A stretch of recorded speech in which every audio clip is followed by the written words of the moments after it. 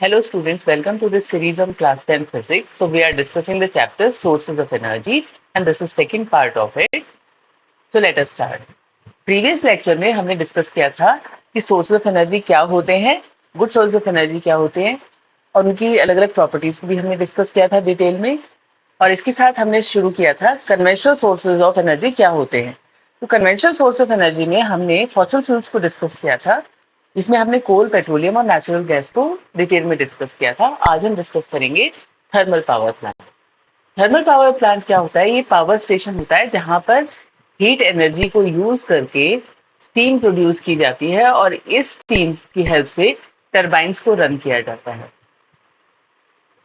इसके अंदर बहुत सारा फॉसिल फ्यूल यूज होता है। अब देखिए, एक मॉडल की हेल्प से हम समझेंगे कि थर्मो इलेक्ट्रिक प्रोडक्शन का प्रोसेस क्या है। तो यहाँ पर देखिए डायग्राम है, यहाँ पर ये एक प्रेशर कुकर है, इससे स्टीम पाइप कनेक्टेड है। ये फैन है, इस फैन को आप खुद भी डिजाइन कर सकते हैं। यहाँ पर ये टेनिस बॉल यूज की गई है और मेटल शीट की हेल्प से इसके ब्लेड्स बनाए गए हैं फैन के। और ये फैन जो है ये डायनामो से कनेक्टेड है और ये है बल्ब। अब इसमें क्या होता है कि प्रेशर कुकर के अंदर वाटर फिल करेंगे आप और फिर जब उसे हीट करेंगे तो जो स्टीम प्रोड्यूस होगी उस स्टीम के फोर्स से इस फैन के ब्लेड्स रोटेट करेंगे, जिसकी वजह से ये जो कनेक्टेड है इसको हम शाफ्ट कहते हैं, जो फैन को डायनामो से कनेक्ट कर रहा है, ये रोटेट करता है और फिर डायनामो जो है उसके अंदर इलेक्ट्रिसिटी प्रोड्यूस होती है जिसकी वजह से बल्ब ग्लो करेगा। तो देखिए, इसको आप इस डायग्राम की हेल्प से और अच्छे से समझ सकते हैं। ये इसका इंटरनल स्ट्रक्चर है डायनामो का। तो डायनामो के अंदर ये कॉइल होता है। ये कॉइल जो है ना, ये रोटेट होता है शाफ्ट की हेल्प से। जब फैन रोटेट करता है, शाफ्ट रोटेट करता है और फिर एक कॉइल रोटेट करता है। तो यहाँ पर देखिए, ये जो कॉइल है ये प्लेस है बिटवीन द मैग्नेट्स। तो जब ये कॉइल रोटेट करता है तो magnetic field associated with this coil change होता है, जिसकी वजह से इलेक्ट्रिक करंट प्रोड्यूस होता है। तो हम ये कह सकते हैं कि डायनामो एक डिवाइस है जो कन्वर्ट करती है मैकेनिकल एनर्जी को इलेक्ट्रिकल एनर्जी में। और इसमें जो प्रिंसिपल यूज होता है वो है प्रिंसिपल ऑफ इलेक्ट्रोमैग्नेटिक इंडक्शन। इसको हमने डिटेल में डिस्कस किया था chapter magnetic effects of current में, तो आप उसको भी जाकर चेक कर सकते हैं, उसके हमने पूरी प्लेलिस्ट बनाई हुई है। अब नेक्स्ट जो है वो है principle of working of thermal power plant. यहाँ पर ये देखिए, जो हमने अभी मॉडल डिस्कस किया था उसमें जहां पर प्रेशर कुकर था वहां पर ये आ गया बॉयलर। ये फर्नेस है जो हीट करेगा वाटर को, जो हम बॉयलर में फिल करते हैं। ये है टरबाइन। जो फैन था हमने यूज किया था, जिस जो स्टीम की वजह से रोटेट करता है, वो ये टरबाइन है। और जब आप बॉयलर के पानी को हीट करेंगे तो क्या होगा कि जो स्टीम जनरेट होगी वो इस पाथ के थ्रू टरबाइन तक पहुंचेगी और इसको रोटेट करेगी। This is shaft. तो जब टरबाइन रोटेट करता है तो ये शाफ्ट भी रोटेट करता है। And this is electric generator. तो वो जो हमने देखा था ना कि दो मैग्नेट्स प्लेस्ड हैं जिसके बीच में कॉइल है, वो जो सर्किट है वो इस जनरेटर के अंदर होता है और वो जब मूव करता है तो इलेक्ट्रिक करंट प्रोड्यूस होता है।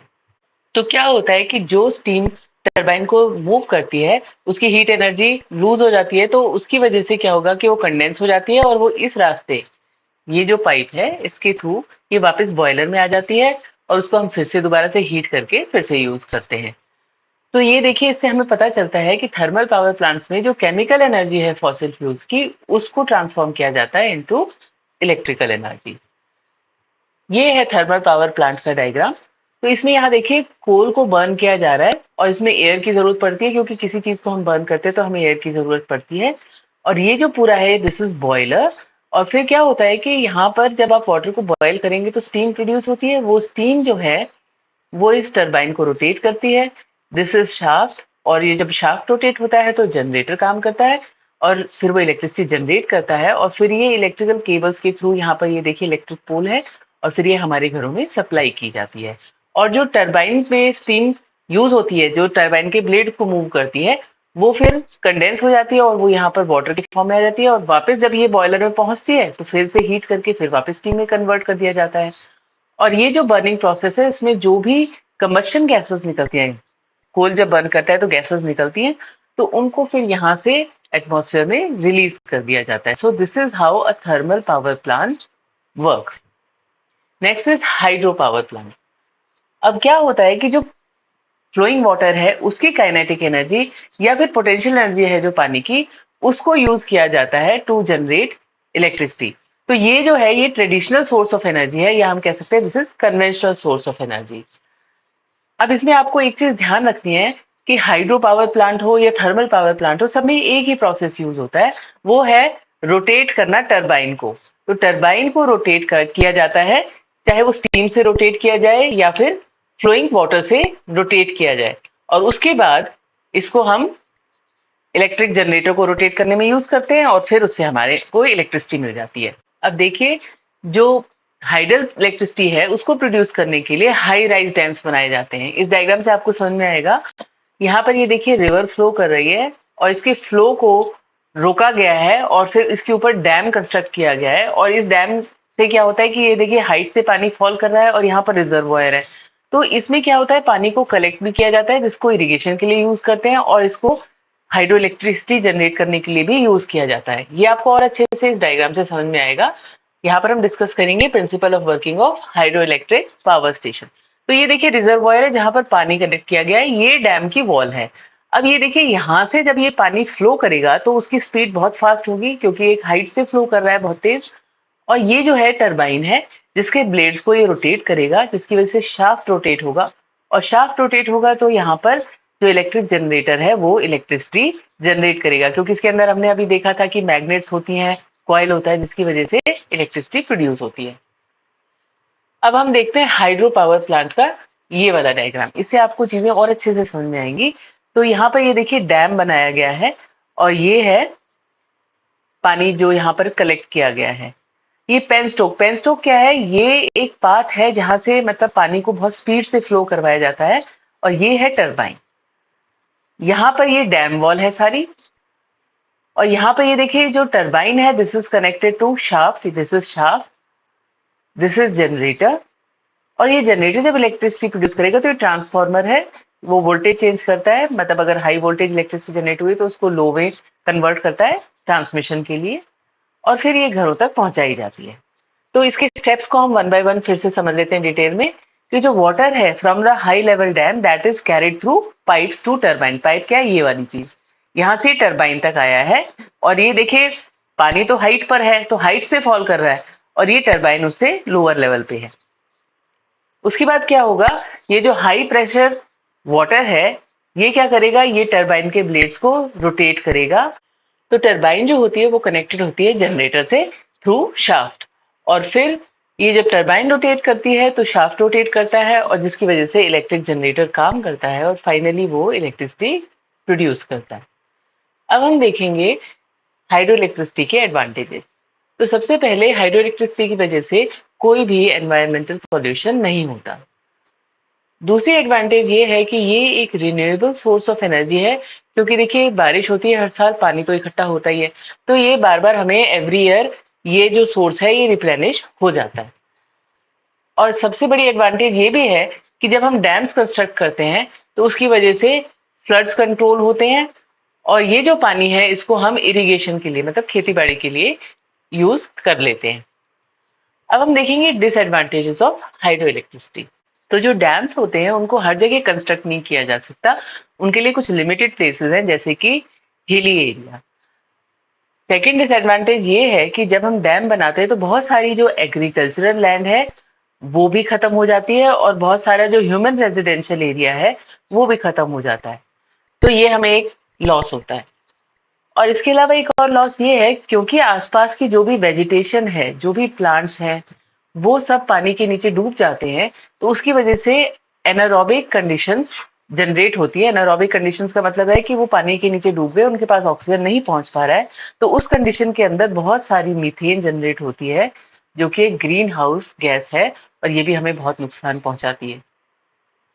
अब हम देखेंगे कि क्या इंप्रूवमेंट्स की गई कन्वेंशनल सोर्सेज ऑफ एनर्जी को यूज करने के लिए। तो सबसे पहले है बायोमास। बायोमास क्या होता है, ये जो प्लांट्स और ट्रीज है उनके जो डेड रिमेन्स होते हैं या जो वेस्ट मटेरियल ऑफ एनिमल्स है उसको हम बायोमास कहते हैं। और इसके अंदर जो एग्रीकल्चरल वेस्ट है वो भी आता है, वुड भी आती है, काऊ डंग भी है, ये भी आता है। बायोमास जो है वो एक रिन्यूएबल सोर्स ऑफ एनर्जी है, क्योंकि इसको हम दोबारा प्लांट से और एनिमल से ले सकते हैं। अब इसके डिसएडवांटेज क्या है? सबसे पहले डिसएडवांटेज ये है कि ये ज़्यादा एनर्जी नहीं प्रोड्यूस करता। जब इसको हम जलाते हैं ना तो उतनी एनर्जी हमें नहीं मिलती है और इससे बहुत सारा स्मोक भी प्रोड्यूस होता है जिसकी वजह से एयर पॉल्यूशन होता है। अब ये जो फ्यूल्स हैं जैसे कि बायोमास है या वुड है, इनकी क्वालिटी को इम्प्रूव किया जा सके, एफिशिएंसी को इम्प्रूव किया जा सके, इसके लिए कुछ टेक्नोलॉजिकल इनपुट्स की गई हैं। तो उन टेक्नोलॉजिकल एडवांसमेंट्स की वजह से इनकी क्वालिटी के अंदर इम्प्रूवमेंट आया है। हम कुछ एग्जांपल्स देखते हैं, जैसे कि पहला है वुड। वुड को कन्वर्ट किया जा सकता है चारकोल में। अब चारकोल कैसे बनता है? जब भी हम वुड को बर्न करते हैं लिमिटेड सप्लाई ऑफ एयर में, तो जो वाटर है वो उसमें से इवेपोरेट हो जाता है और बाकी जो वोलेटाइल मटेरियल्स हैं वो भी उसमें से हट जाते हैं। वोलेटाइल मटेरियल्स का मतलब है जो गैसियस फॉर्म में कन्वर्ट हो जाए और उसके बाद एक ब्लैक सब्सटेंस रह जाता है जिसको हम चारकोल कहते हैं। तो इस चारकोल की क्या क्वालिटी है कि जब ये बर्न करता है तो इसके अंदर फ्लेम्स नहीं होती हैं और दूसरा ये है कि ये वुड के कंपैरिजन में स्मोकलेस होता है और इसकी हीट एनर्जी जनरेशन एफिशिएंसी भी ज़्यादा होती है। तो इसलिए ये वुड से बेटर फ्यूल है। दूसरा ये है कि जो काऊ डंग होता है या जो प्लांट्स का वेस्ट मटेरियल होता है या फिर जो हम फाइनली क्रॉप्स को हार्वेस्ट करते हैं, जब हमारी फसल पक जाती है तब जो निकलता है उसमें से वेस्ट मटेरियल या फिर जो वेजिटेबल वेस्ट है, सीवेज वेस्ट है, उसको हम डिकम्पोज कर सकते हैं in the absence of oxygen to give biogas. तो बायोगैस प्लांट्स भी होते हैं। ये बायोगैस प्लांट का डिटेल स्ट्रक्चर है, इसको हम वन बाय वन डिस्कस करेंगे। तो यहाँ पर देखिए ये है मिक्सर टैंक।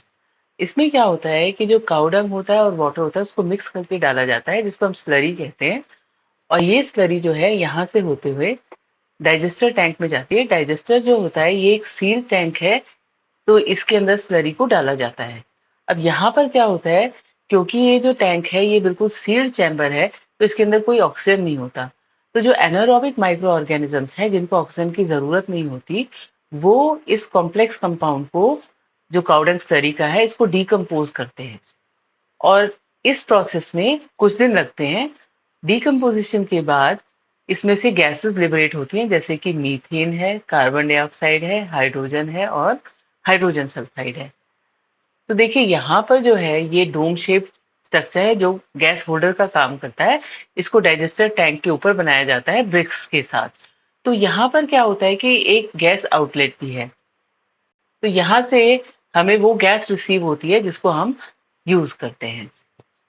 अब यहाँ पर देखिए ये एक आउटलेट चैम्बर है जिसके अंदर जो स्लरी यूज की जा चुकी है, मतलब जिसको एनारोबिक माइक्रो ऑर्गेनिजम्स ने डिकम्पोज कर दिया है, वो स्लरी यहाँ पर शिफ्ट की जाती है और उसको हम कलेक्ट करते हैं ओवरफ्लो टैंक से और इस स्लरी को मैन्योर के रूप में इस्तेमाल किया जा सकता है। मैन्योर का मतलब होता है खाद, तो इसको हम एज अ मैन्योर यूज कर सकते हैं। Next is advantages of biogas. Biogas जो है वो एक एक्सीलेंट फ्यूल है क्योंकि इसके अंदर 75% मीथेन होता है, तो इसको हम एक अच्छे फ्यूल के रूप में काउंट करते हैं। Next is that it Burns without smoke, तो ये भी इसका एक एडवांटेज है और जब ये बर्न करती है तो इट लीव्स नो रेजिड्यू। जैसे कि हमने देखा था कि कोल बर्न करो, वुड बर्न करो, चारकोल बर्न करो, सब में एशेस लीव करते हैं, लेकिन ये नहीं करती है। तो जो स्लरी पीछे रह जाती है उसको हम टाइम टू टाइम रिमूव करते हैं और उसको एज एक्सीलेंट मैन्योर यूज कर सकते हैं बिकॉज वो नाइट्रोजन और ऑक्सीजन के अंदर बहुत रिच होती है।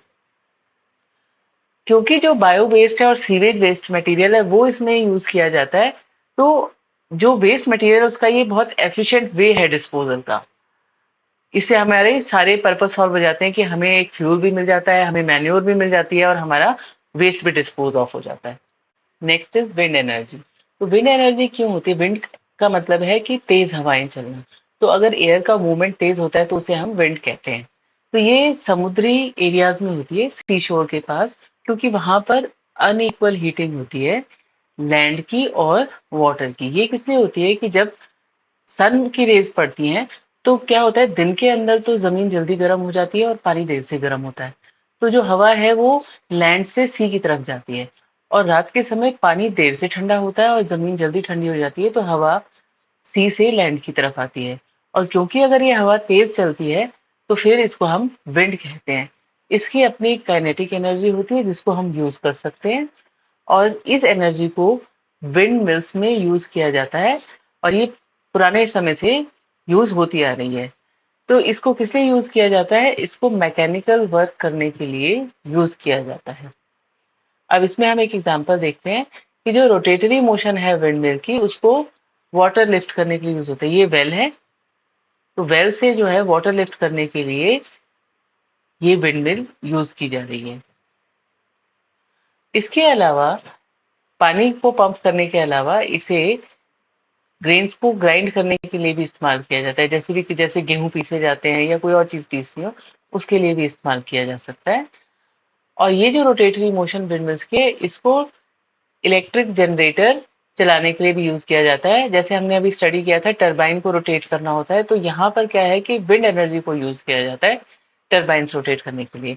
जैसे कि आप यहाँ पर इस डायग्राम में देखेंगे कि ये विंड मिल है, और यहाँ पर ये जो बना हुआ है, ये वाला structure, this is turbine, this is shaft, और ये जो है ये इलेक्ट्रिक जनरेटर है। यहाँ से इलेक्ट्रिसिटी जनरेट हो रही है, और फिर ये देखिए इस तरीके से ट्रांसफार्मर से होती हुई फिर ये घरों में सप्लाई की जा रही है। तो इसको हम एक और क्लियर व्यू देखते हैं। तो यहाँ पर देखिए और क्लियरली नजर आ रहा है कि this is turbine, this is shaft, and this is generator. लेकिन जो सिंगल विंडमिल होती है उसकी आउटपुट बहुत कम होती है, तो उसको हम कमर्शियल पर्पस के लिए यूज नहीं कर सकते। तो इसके लिए हमें विंड एनर्जी फार्म की जरूरत होती है, जहां पर बहुत सारी विंड मिल्स लगी होती हैं, और ये बहुत बड़े एरिया के अंदर होती हैं। तो ये देखिए इस तरीके से नजर आती हैं। अब हम देखते हैं कि इसके एडवांटेजेस क्या हैं। तो सबसे पहले है कि ये एनवायरनमेंट फ्रेंडली है, और ये एक एफिशिएंट सोर्स ऑफ एनर्जी है। ये कॉस्ट इफेक्टिव भी है क्योंकि इसमें एक इनिशियल इंस्टॉलेशन कॉस्ट होती है, लेकिन रेकरिंग एक्सपेंसेस नहीं होते, मतलब बार बार इसके लिए कोई एक्सपेंस नहीं करने पड़ते हैं। इसकी डिसएडवांटेजेस भी होती हैं, जैसे कि जो विंड एनर्जी फार्म्स है उनको हम उन्हीं जगह पर कंस्ट्रक्ट कर सकते हैं जहां पर जो विंड है वो पूरे साल में बहुत लंबे समय के लिए फ्लो करती हो, और जो स्पीड है विंड की वो 15 किलोमीटर पर आवर से ज्यादा होनी चाहिए। और इसके अलावा इसमें ये भी ज़रूरत है कि हमारे पास कोई बैकअप फैसिलिटी भी हो। बैकअप फैसिलिटी का मतलब है कोई स्टोरेज सेल, क्योंकि अगर विंड ब्लो नहीं कर रही है तब हमें जो एनर्जी चाहिए वो उसको फुलफिल कर सके। विंड फार्म्स जो होते हैं उनके लिए बहुत बड़े एरिया की ज़रूरत होती है, और जो इनिशियल कॉस्ट ऑफ एस्टेब्लिशमेंट है, मतलब शुरुआत में जो इनको लगाना पड़ता है, वो बहुत हाई होती है। तो आपके इंस्टॉलेशन चार्जेस बहुत हाई होते हैं। अब जैसे देखिए 1 मेगावाट अगर हमें पावर जनरेटर बनाना है वहां पर, तो वहां पर 2 हेक्टेयर की लैंड चाहिए। और जो विंडमिल के टावर होते हैं और ब्लेड्स होते हैं वो constantly through out the year expose होते हैं सन को, रेन को, स्टॉर्म्स को, साइक्लोन्स को। तो इसलिए उनके लिए एक हाई लेवल मेंटेनेंस की जरूरत होती है, तो यहाँ पर फिर ये थोड़ा सा कॉस्टली हो जाता है। तो देखिए हमने इस लेक्चर में डिस्कस किया थर्मल पावर स्टेशंस को, हाइड्रो पावर स्टेशंस को, बायोमास क्या होता है, विंड एनर्जी क्या होती है, इन सभी के एडवांटेजेस और डिसएडवांटेजेस भी हमने डिटेल में डिस्कस किए। आई होप आपको ये समझ में आया होगा। नेक्स्ट लेक्चर में हम non conventional sources of energy को डिस्कस करेंगे। So thank you so much for watching. Please like, share and subscribe my channel. Thank you so much.